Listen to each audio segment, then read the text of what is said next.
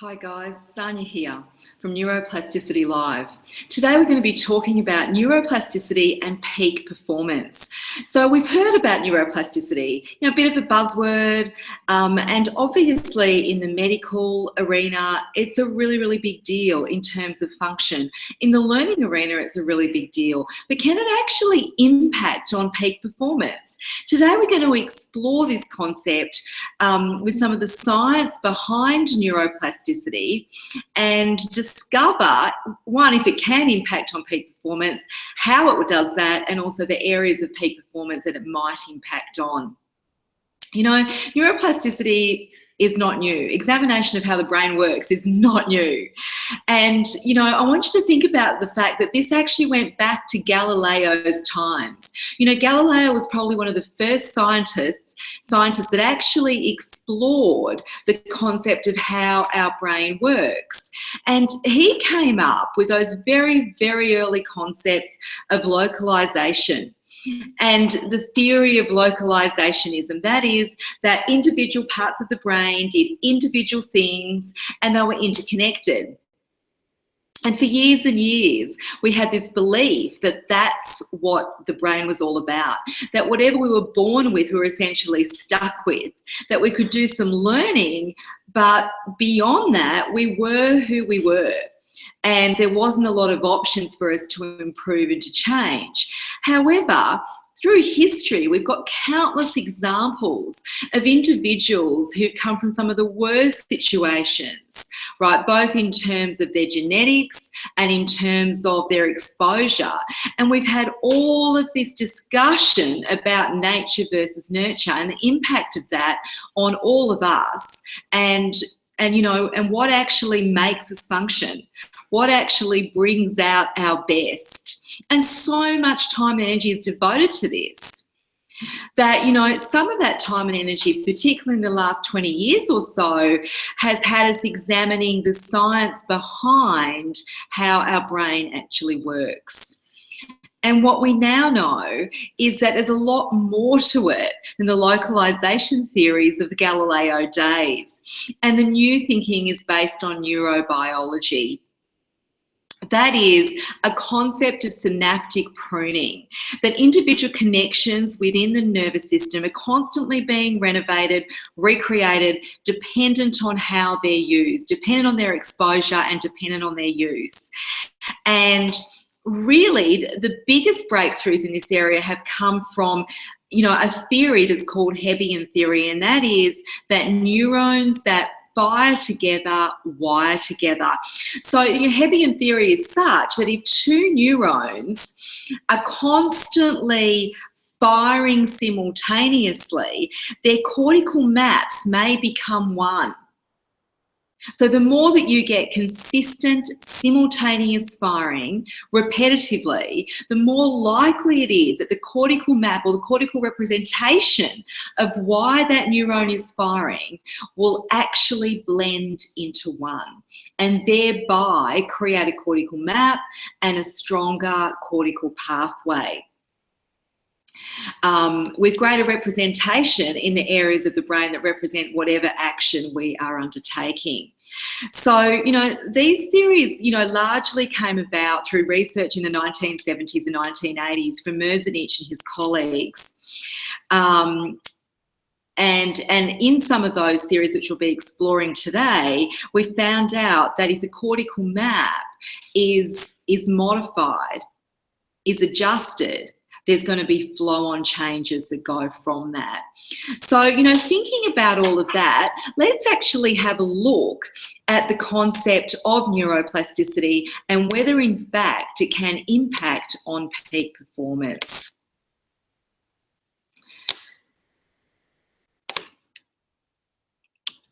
Looking at the brain itself, the brain is the most complex structure in the human body. It's made up of more than 100 billion neurons that communicate through trillions of chemical connections called synapses. And these are the connections that work between each nerve cell or neuron. So we generate neurotransmitters, and those neurotransmitters facilitate the chemical connection through a synapse between two nerve cells. Now, today, much progress is being made of our understanding of this wondrous organ. However, common misconceptions continue to apply. For example, the saying you can't teach an old dog new tricks is outdated, and it's a way of thinking about the brain that's been with us for most of the 20th century. Neuroscientists believe that the structure of the brain was pretty much fixed after development during childhood, as we've already discussed, and that it was hardwired like a computer. That we were born with a finite number of neurons, and that new brain cells and neural pathways cannot be formed after early adulthood. But we now know that that's not true, that functional MRI scanning and other sophisticated techniques have shown that new neural pathways are being formed throughout our lives right into old age. And this is the concept of neuroplasticity. Nelson Mandela once stated, "The greatest glory in living lies not in never failing, but in rising every time we fall." In order to have successful adaptation to life tasks in the face of social disadvantage or highly adverse conditions, we need to have a mechanism that allows us to bounce back, that allows us to make change, a mechanism that's multidimensional and variable across time and circumstance. And this is where the research has examined whether it's about our traits, those personal qualities that are fixed, stable and measurable, or our state. And neuroplasticity is essentially looking at state. It's our ability to change those cortical maps, that neural patterning, to create something that's new. The definition of neuroplasticity is derived from the Greek neuron, which is a nerve plastic, which means to sculpt, mold, or modify. And this is the new thinking surrounding neuroplasticity that we're going to be examining today, specifically in terms of its relationship to peak performance.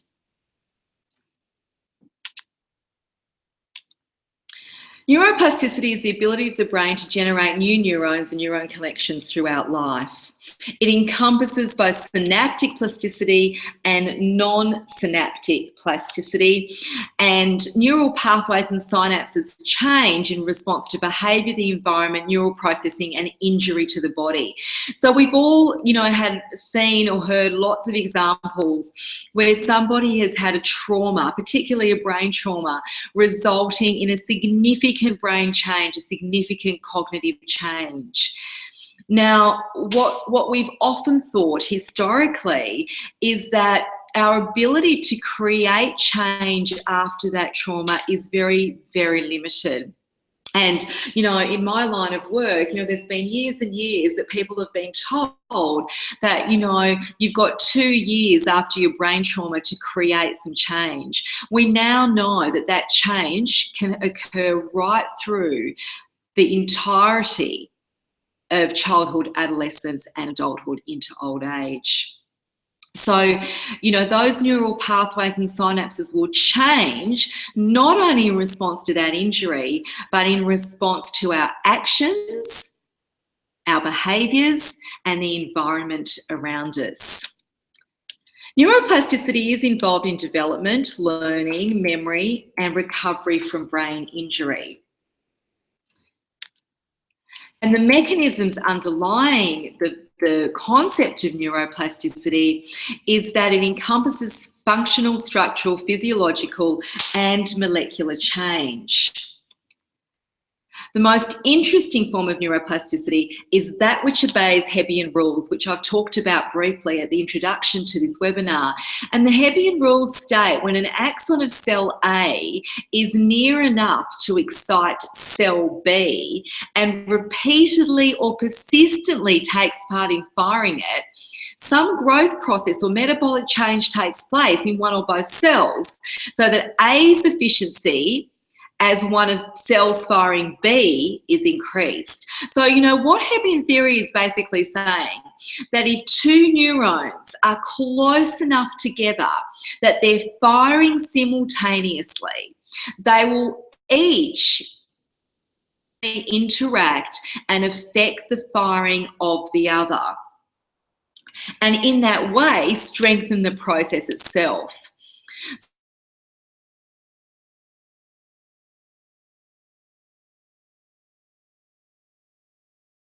Models and provide rules that govern neuroplasticity, allowing synapses to retain a memory of previous activity. That is, they fire together sufficiently that over time the cortical map is adjusted, and that's the memory that's retained. The first clues for the molecular basis of how a nervous system can display neuroplasticity and adapt its motor behaviour was found in the invertebrate sea slug. I won't even try to pronounce the technological and scientific name of this invertebrate sea slug, but it was, this research was undertaken by Eric Kandel and his group in between 1969 and 1973. And what they found was that changes in synaptic properties were shown to occur after the sea slug had acquired a memory. And that's what led to the term long-term potentiation, which is used in neuroplasticity when we come to understand it. The discovery of long-term potentiation by Bliss and Lomo in 1973 provided a molecular mechanism for neuroplasticity, and one which obeys Hebbian principles at the level of the synapse. Long-term potentiation is a long-lasting increase in the efficiency of a synapse after the tetanic stimulation of the presynaptic neuron. So what that's saying is that the neuron that's actually passing on the message is stimulated. Right? It's stimulated electronically and stimulated in terms of chemicals, and the efficiency of that data transfer actually has a length of time. It's got a life. So long-term potentiation is a mechanism that allows that increase in the life to happen of that neuron. It results from a presynaptic neurotransmitter release and postsynaptic receptor expression. So you've got one nerve cell, one neuron, it releases a neurotransmitter into the synapse. It then goes across to the next neuron where the receptor cell picks it up, and long-term potentiation occurs in that process. And there's a principal trigger is NMDA glutamate receptors. There's a specific chemical receptor that allows this to happen. And we saw this through the work of Bliss and Lomo in 1973. So long-term potentiation provides a molecular mechanism for neuroplasticity. So neuroplasticity is not just this concept and we've done some research and we think it happens. We've actually got the math behind it, and we've got the molecular mechanism, and we understand the chemicals behind it. So this molecular process obeys the Hebbian principles or the mathematical principles at the level of the single synapse. This is neuroplasticity in action at its most basic level. And you can see some of the research at the bottom of these slides that's come out around this topic and how we actually know now what the science is behind it. There's also a concept of long-term depression, which is the opposite of long-term potentiation. And this is a reduction of synaptic efficacy, and effect is also dependent on the NMDA receptor. So just as we can have long-term potentiation where we're changing our cortical maps and strengthening them, we can also have long-term depression. Long-term depression and long-term potentiation is induced in the intraneuronal Ca2 plus concentration, which binds the chemicals depending on the rise or fall in Ca2 plus. So what we're saying here, guys, is that if we're going to have neuroplastic change occur, right, and we need to create neuroplastic change at a cellular level, at a neuronal level occur, we need some intraneuronal chemicals, and we need them to come about in the right concentration. The research has shown us that neuroplasticity has been demonstrated after other more physiological forms of stimulation, which includes theta frequency stimulation, spike timing dependent plasticity, and that it occurs in different brain regions. So, for example, the striatum, the sensory motor cortex, and as a result, what this is telling us is that it's of physiological relevance because it's actually occurring in different areas of the brain and through different mechanisms. So the key features of long-term potentiation and long-term depression, which make them attractive molecular mechanisms for heavier neuroplasticity, are rapid induction. So what that means is both long-term potentiation and long-term depression can be induced rapidly by a brief tetanic stimuli.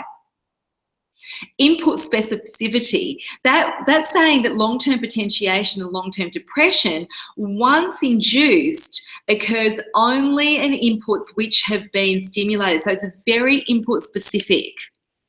And there's associativity, which says that weak inputs can also produce long-term potentiation and long-term depression in the presence of strong inputs depending on the precise timing.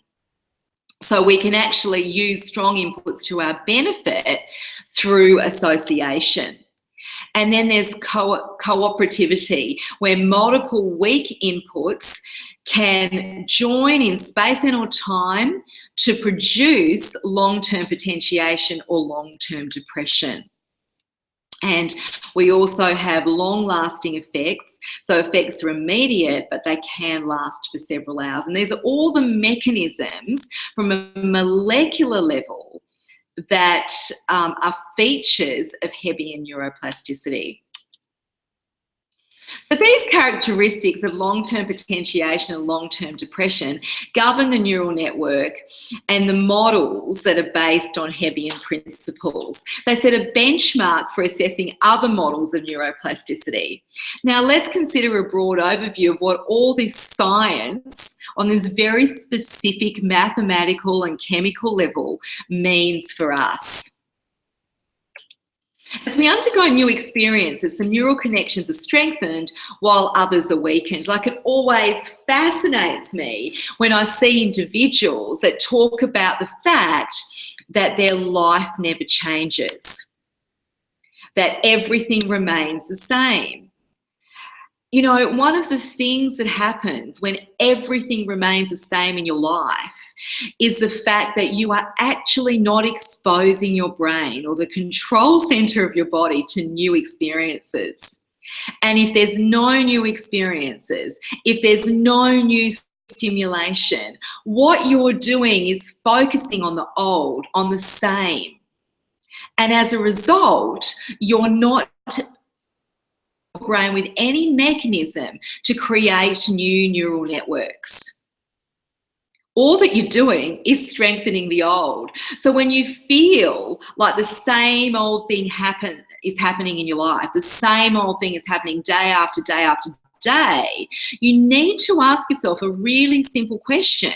How am I contributing to my brain's interpretation of situations to allow new cortical maps to form, new experiences to form, to allow that to drive new behaviours? They will only drive once we have change and once we're bringing in new experiences to allow those neural connections to strengthen. Neuroplasticity is ongoing throughout life, but certain types of changes occur at specific times. And, we all know that, there's lots and lots of rapid growth that happens through childhood. We've got lots and lots of neuroplastic change going on. We've got lots and lots of learning going on. But, I challenge you to actually think about whether you're exposing yourself through, your experiences, through your learning, through whatever you're doing in everyday life, to as much as possible to allow that neuroplasticity to occur, to allow those new experiences to strengthen your cortical maps and create new cortical maps. Neuroplasticity almost certainly involves brain cells other than neurons, for instance, glial and vascular cells, and it operates during learning, memory formation, and after brain injury. Both environmental and genetic factors play important roles. New connections are formed and others are eliminated in a process known as synaptic pruning. Now, let's talk about synaptic pruning for a moment. We all know, we've all seen at some point in our life a plant that someone has pruned. And as we snip off little ends, a new part of the plant begins to grow, but it doesn't grow another shoot, where we snipped one off. It grows multiple shoots. So as we prune, we allow new shoots to form. And as we allow new shoots to form, we allow more growth. And it's exactly the same in the nervous system. New connections are formed and others are eliminated through synaptic pruning. So frequently used neurons develop stronger connections, and those that are rarely used eventually die. So going back to my, short example a moment ago of being stuck in a space with no change, you can actually see that if all of your focus is on one single thing, then that single thing is going to create a stronger and stronger neural connection. You're going to get a stronger and stronger cortical map. So why would you expect change when you're doing absolutely nothing to generate that change? By forming new strong connections and pruning weak ones, the brain is able to adapt to changing circumstances. There's two main types of neuroplasticity, and that is structural plasticity, which is the ability of the brain to alter its physical structure as a result of learning or injury, and functional plasticity, or the brain's ability to move functions from a damaged area of the brain to undamaged areas. So, when we look at functional plasticity, I would really encourage you, if you're interested in this topic, to look at some of the research and some of the articles that are written by Norman Deutsch. He's a leading psychiatrist that's done a lot of work in this area, and he shares many stories about functional plasticity, where there's been damage to a particular area of the brain, and through specific training, we've been able to circumvent or route around the damaged area to use an undamaged area to actually allow function to continue. So let's have a look at the practical benefits of neuroplasticity. Neuroplasticity affects perceptual skills, so how we perceive the world around us, the timing of motor actions, decision-making, and judgment. It affects outcomes, it affects our behaviour, it affects our motor actions, it affects how we think and how we feel, and as a result, how we act. From a performance perspective, it does have an impact on sport, on learning, on business, and on peak performance. So let's have a look at the impact on sport firstly.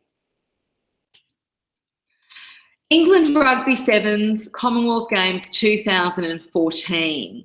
The coach introduced into training Google Glasses, GoPro cameras and microphones. to determine how team members communicated, what cues they picked up, and what on-field play options they took. The outcome was that the technology does not take away from the hard work and the sheer mental strength you need to be an athlete, because first and foremost, you are training the brain. So, you know, here was a practical example in 2014 of the use of technology. So many people are fearful that using technology is actually going to take away from what we're doing. But it doesn't, because we're actually in a situation of brain training. Golf. The extraordinary motor skills required for expert golf performance require long-standing and intensive practice. Necessary critical skills include a level of maximal performance that far exceeds that of non-experts, and a degree of focus on motor performance that excludes intrusions. So that's the ability to manage distractions. Guys, how many of us in everyday life have ever started something and been distracted and wandered off? And then come back and thought, oh, what happened there? How many of us, in terms of our work situations, right, let alone our golf games, have been interrupted and had to manage those contingencies and perhaps haven't done it so well? That's that degree of focus that excludes intrusions. So studies of expert golfers have shown that the brain areas activating during their pre-shots was very different from novices. Expert golfers had activation primarily in the superior parietal lobule and the dorsal lateral premotor area and the occipital area.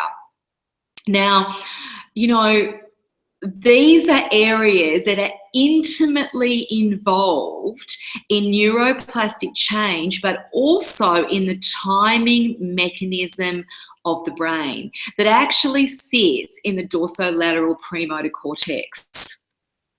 The cingulate, the amygdala, the forebrain complex, and the basal ganglia were active only in novices. So isn't that interesting that when we see an expert with amazing timing skills, with an amazing ability to, you know, operate without distractions, to actually avoid intrusions when they're trying to produce an output, they've got activation in totally different areas than a novice that is struggling with those concepts. So this, you know, gives us a great deal of hope, not only for golf, but in terms of every part of our life, that if we want to, say, manage distractions and improve focus, we need to find mechanisms that will activate the superior parietal lobule, the dorsal lateral premotor area, and the occipital area, and put less focus on the amygdala and the basal ganglia. In experiments, these differences were apparent before the golfer had swung the club.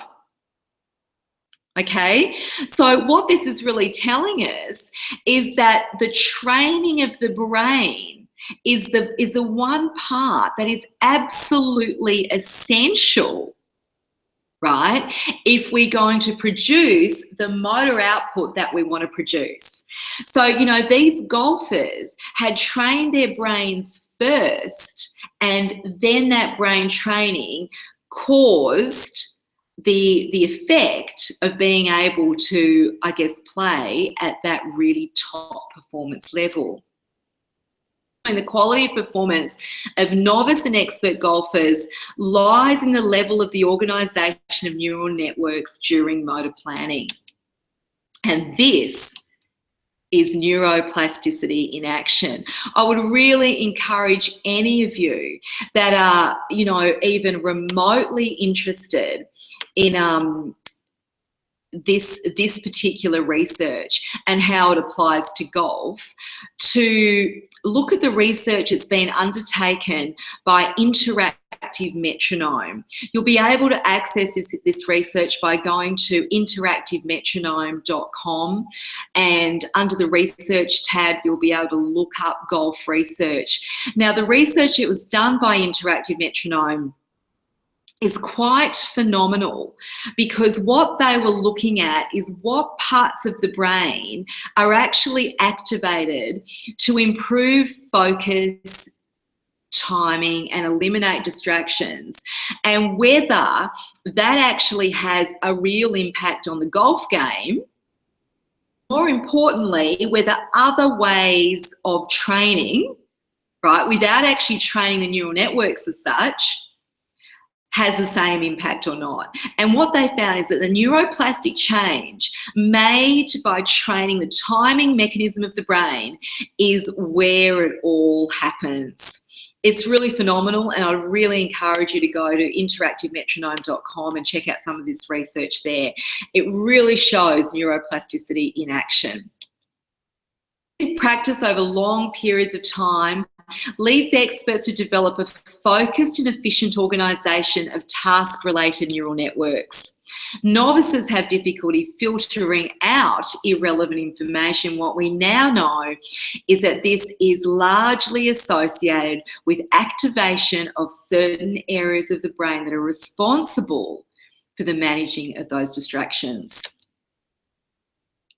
So how does neuroplasticity impact on learning? We're not all going to play golf. Many factors, including exercise, influence cognitive processes by eliciting changes in the activity of brain neurons. For example, neurotrophic proteins are responsible for the growth, differentiation, and survival of nerve cells themselves.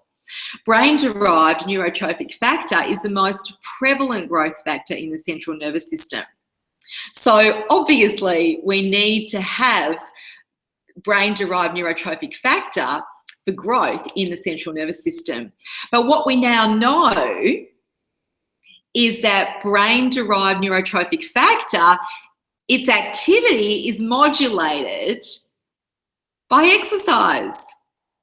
So, you know, we've all heard about the health benefits of exercise, the physical health benefits. And, you know, for most of us, we go off and we exercise. And we try to do it fairly regularly. You know, some of us do it more regularly than others. And we might experiment with different kinds of exercise, be it aerobic exercise, be it weight-bearing exercises, it doesn't really matter. But the point is that we know how important exercise is for our physical health. Now, what I want to share with you is exercise is absolutely essential for our neurological health. I want to say it again, exercise is absolutely essential for our neurological health. And it's not just because it makes us feel better, releases a few happy hormones.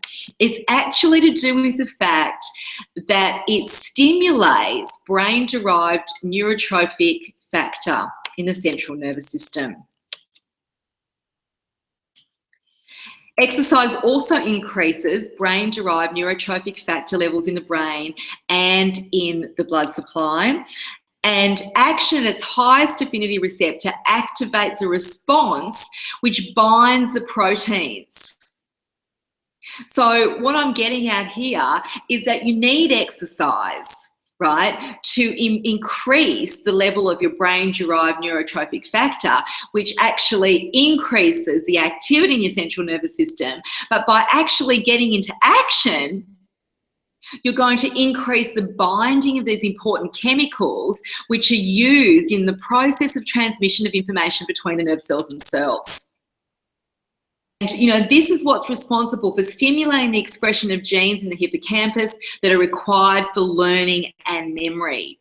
So, guys, we're not going to get learning or memory if we do nothing. We're not going to get any learning or improvement in memory if we don't expose our nervous system or our brain to new experiences, to change. We can complain about what's going on for us all the time and say that nothing changes in our lives, but are we actually promoting that change? Getting active as opposed to sitting still to enable the expression of genes in the hippocampus itself that actually are going to stimulate learning and memory. So when we look at sport and learning, modified neuronal activity as a result of exercise and repetition is beneficial in delivering sporting excellence and enhanced learning. So we can ask ourselves the question, does neuroplasticity have a corresponding influence on business performance? We've already said that get active, that's important. Do exercise, that's important. It's going to stimulate a whole heap of chemicals, which are then going to bind together. They're going to, they're going to promote learning, they're going to promote memory, and they're going to promote neuroplastic change by firing together to stimulate the wiring together. But can this have any impact on us in the business world?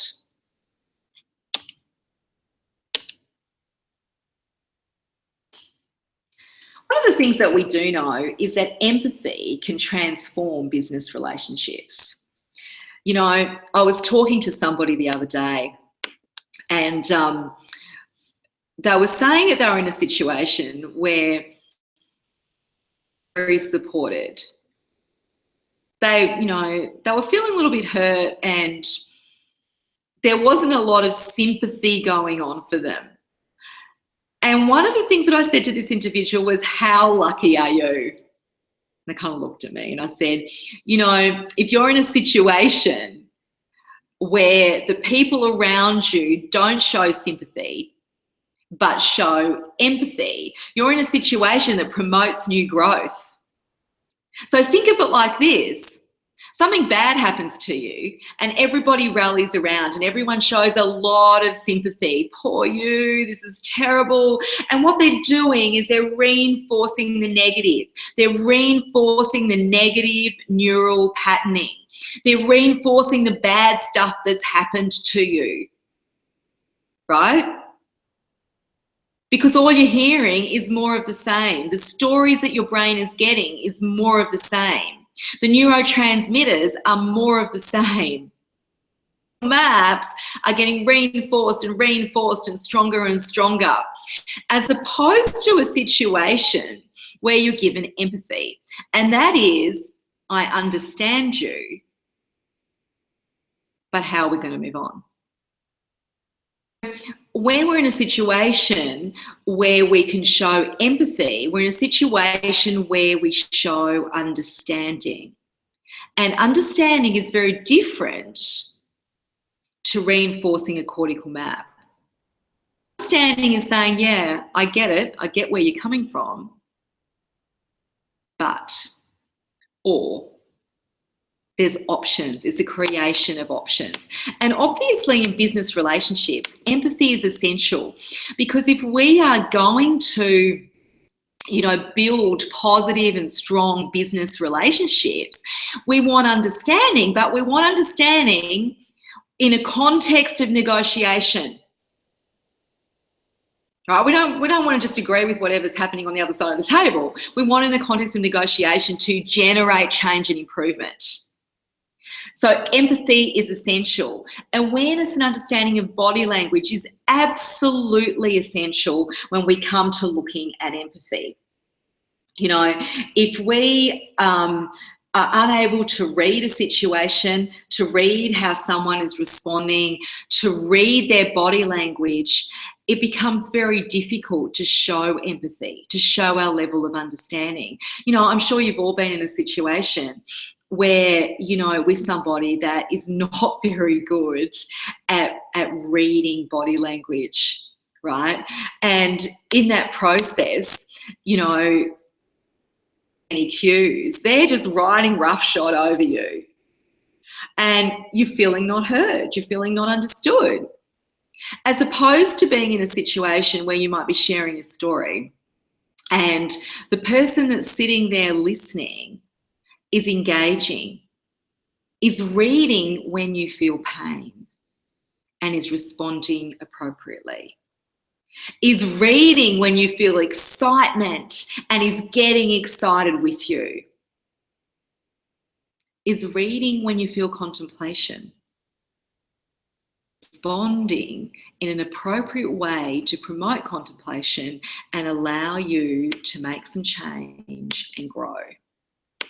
And whenever we're in those situations, we feel understood, we feel heard, So awareness and understanding of body language is absolutely essential if we're going to generate empathy. And when we look at business, we also need listening skills. I mean, listening skills are absolutely essential in the world of business. If we don't know how to listen, and I mean listen, not hear, we will never be able to have empathy, interact, or execute any level of influence on anybody. What I want to share with you is these traits can be learned by an executive, believe it or not. You know, some of you are thinking, not that person I work with. Oh, no, they are just so stubborn and it's all about them and nothing ever changes. I want to share with you that these traits can be learned. Place to be. Higher brain integration scale scores basically look at reasoning and note that more frequent peak experiences have been reported in top-level managers. So data supports the usefulness of considering general processing capabilities, such as the level of mind-brain development, and it also shows that different activities, including mental techniques, enhance mind-brain development. Now, you know, the brain itself is the tool, it's the machine, it's the mechanism for generating change. The mind is the action piece. So research has shown us that different activities, specifically mental techniques, will enhance that connection, that the brain's ability to execute change. And that these activities should be added to training programs in business to support the continued quest for excellence. You know, we all have heard about organisations that do great, innovative stuff. And one of the things that we know about these organisations is they're committed to learning. They're committed to exploring, they're committed to doing things outside of the box. Generally, they're also driven by leaders who have a continued quest for excellence. So if we're then going to look at peak performance, whether it be business, whether it be learning, whether it be sport, look at the relationship between practice and output. So what we know from music and from musicians in the peak arena is that there is a relationship between practice and peak performance. And that relationship is consistent with our understanding of how the brain learns or works. And as a result of repeated experiences, the brain creates neural circuits that support the seamless, automatic flow of behaviour. So, you know, I don't know if any of you have ever played a musical instrument or learnt a musical instrument.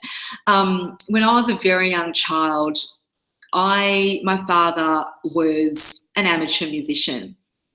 And he loved music and he would play various, mostly brass instruments. And as kids, we would be subjected to listening to Dad practice.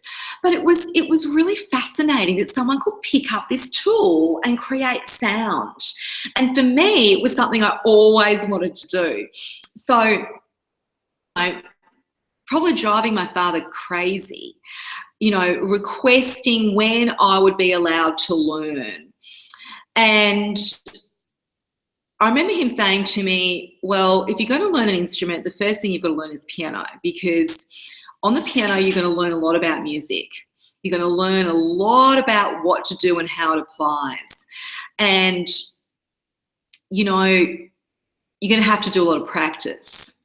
As soon as your fingers can span an octave, 8 notes, you can start to learn the piano. I remember I was 4 and I'd sit there and I'd stretch my hands out as far as I could, you know. I want to get that octave. I remember Dad bought this piano and it was some old piano, but it was a piano and he had it tuned. And I remember, like, you know, bugging him and driving him crazy until I could span an octave. And as soon as I could span an octave, I was allowed to start to learn. What my father didn't share with me when he said that I was allowed to start to learn as soon as I could span an octave was that I was going to have to practice every day and practice for an hour. Now, an hour's practice for a 4-year-old is very, very difficult. And I would suggest there's probably other ways to practice without having to sit behind a piano for an hour straight. We can explore those at another time. But, you know, I had to practice, and practice I did. And one of the things that has stayed with me to this day is I learned the piano until I was finishing secondary school. And then I had other things to focus on, so I gave it up at that point for a little while. But at that point I was, you know, fairly high level, and I was training for my music exams, and I had to know my scales and arpeggios. And when you're trained classically, you become very good at reading music, but scales and arpeggios are not something you read. So I had to learn all this, and it had to be memorized. I had to understand it. And I remember that I would sit there practicing the piano and doing my scales and arpeggios. And I'll also remember that there were periods of time where I'd go to bed and I'd be trying to fall asleep. Perhaps like most teenagers, sleep evades you at times. And I would mentally rehearse my scales and arpeggios before I went to sleep. And I remember, like, you know, just before my exams, you know, meeting with my music teacher, who was this absolutely lovely lady. And, you know, she said to me, "How much practice have you been doing on your scales and arpeggios?" And I went, "Oh, a little bit." And she goes, "Well, they've come an awful long way." And, you know, I didn't want to tell her I was mentally rehearsing. I didn't understand what I was doing. I was just doing it naturally. But the reality is that what I was doing was I was practicing on this level. And on this level, I was creating neural networks, I was reinforcing neural networks, I was creating cortical maps, I was creating memories. And as a result, those scales and arpeggios became habit. And guys, when we're talking about the peak performance arena, whether it's sport, whether it's learning, whether it's business, whether it's just having the best imaginable life, this happens through repeated experiences to allow neural circuits to support the seamless and automatic flow of behaviour. The brain's ability to adapt and change as a result of training and experience over the course of a person's life is dependent on neuroplasticity. You know, as I said earlier, this belief that we've had for an awfully long time around, you know, brain change and neuroplastic changes that only occur in childhood. Are we stuck with what we're stuck with? We now know that that's not the case, and that the brain's ability to adapt goes throughout our entire lives, goes right into old age. But the critical piece is training. Without the training, nothing will happen. Long-term potentiation will not occur, and in fact, long-term depression will occur. So let's have a look at an example of peak performance and the role of neuroplasticity. Success in any field is partly determined by natural inborn talent, shaped by ongoing experience. However, it has been shown that accomplished musicians practice longer hours than musicians who are not top echelon. The best musicians practice up to twice as much as those who were not judged as accomplished. What's that saying? I believe I can improve, so I will practice. Got it all. Will you practice? Absolutely not. If you believe that you haven't got it all, but you want to be the best, will you practice? Absolutely yes. Musicians who achieve the highest performance ratings over time practice the most irrespective of how much talent they possess. And that's, so vital for us to understand that, it is about training. Everything is going to boil down to that training element. The relationship of practice to top performance is consistent with what is known about how the brain learns. So it involves the brain's ability to adapt and change as a result of training and experience over a person's life. In other words, it is neuroplasticity in action. So if we're looking at peak performance, one marker of a mind-brain development is the frequency of peak performances. They are glimpses of higher consciousness lying beyond ordinary daily experience. World-class musicians have reported an association between world-class performance and more frequent experiences of an expanded, alert and settled state of consciousness. So what they're saying is that, to get that world-class performance, I'm having more frequent experiences where my consciousness is expanded, I'm more alert, I'm settled, I'm actually taking things in.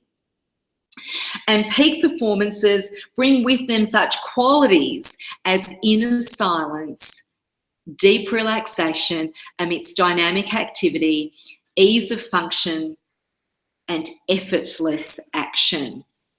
There has been lots and lots of research on this one.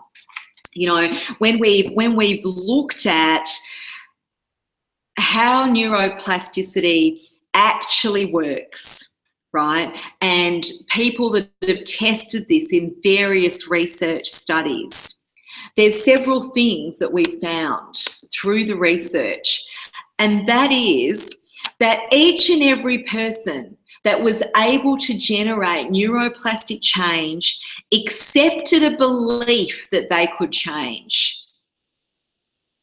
Accepted a belief that they could change by working on this. Just accepted it. Now, we just said that there's an inner peace. There has to be an inner peace to accept it. They also accepted that their attitudes, right, their creations were what created their past. So whatever it is that you've got that you want to change, it's your attitudes, it's you who created it. That's not to say that you're to blame. It's just that your experiences, you, whoever you are, have created this story, have created these cortical maps. And those maps are like roads, right? The more that you work on the one road, the more it becomes a superhighway. So if your superhighway is a superhighway leading somewhere you don't want it to go, well, guess what? You need to make some changes, right? But you're the creator. The other thing that people that have, through the research, demonstrated neuroplastic change have found that is that they've accepted to generate this change, they had to reinvent themselves. Right? Now, to reinvent yourself, you need curiosity, right? By doing the same old, by being the same old, you're never going to reinvent yourself. Nothing's ever going to change if you don't get curious and ask questions. And the more curious you are, the more questions you ask, you're going to get answers. The more you're feeding your brain with new information and new input. And as a result, you're strengthening those neural networks. You're creating experiences. You're firing off neurons, and as they're firing off, as those synapses are firing, the more they're firing off together, the more they're wiring together, and you're creating neuroplastic change. So to reinvent yourself, it comes down to you. Performance, it comes down to you. If you do the same old each and every day, nothing is ever going to change. And part of that curiosity, part of learning new things, part of new experiences is rehearsal. Practice, practice, practice. Just like my dad, as a little 4-year-old, said, you want to learn this piano, you've got to practice. You've got to sit there and you've got to play, and you've got to do it over and over and over and over again. Right? It's called rehearsal. And the neuroplastic change when you're rehearsing, when you're exposing yourself to new experiences, only happens at one particular point in time. And that is when you, in that process, lose track of space and time. And that moment, where you're doing, where you're active, and you're losing track of space and time, is the moment of neuroplastic change. Pretty phenomenal, isn't it? Okay, and it's only going to happen if you take the action, you do the rehearsal, allowing yourself to move forward in inner silence and deep relaxation amidst dynamic activity that's effortless. So in conclusion, we know that practice makes perfect. Not just some random concept. It's a result of brain neuroplasticity. So, for those of you that thought that you could generate change, that thought that you could be your best without practice, think again. Practice does make perfect. But the fantastic thing about neuroplasticity is that once you generate neuroplastic change, once you develop new cortical maps and broader cortical maps, they'll be used for other things as well. Not just the one little thing that you're practicing. Because don't forget, areas of the brain interconnect. Neural tracts will be used, those pathways will be used for different things. So as you strengthen those pathways, you will also create lasting change, not just for that one little activity that you might be practicing, but across every part of your life. So, just to wrap this up today, guys, neuroplasticity does have a part to play in each and every one of us in our lives. It's something that we are so fortunate to know about. We are so fortunate to have the research behind us, to have the science behind us. All that stuff that we learnt about exercise and the physical body, we now know that we also need to exercise the brain. We need to exercise to create changes in the mind. And those changes are impacting on us from a chemical level, from a neurotransmitter level, from an activity level, from a hormonal level. They're impacting on each and every one of us at different levels. But they're generating change that is all about our potential. If we don't take the action, if we don't expose ourselves to new sensory experiences, if we don't expose ourselves to new things around us, if we don't choose to practice, to learn and grow, what we're doing is we're condemning ourselves to long-term depression as opposed to long-term potentiation. So it's up to us. Peak performance is governed by neuroplasticity. Peak performance is able to be achieved at any age, at any stage of our life, irrespective of our circumstances.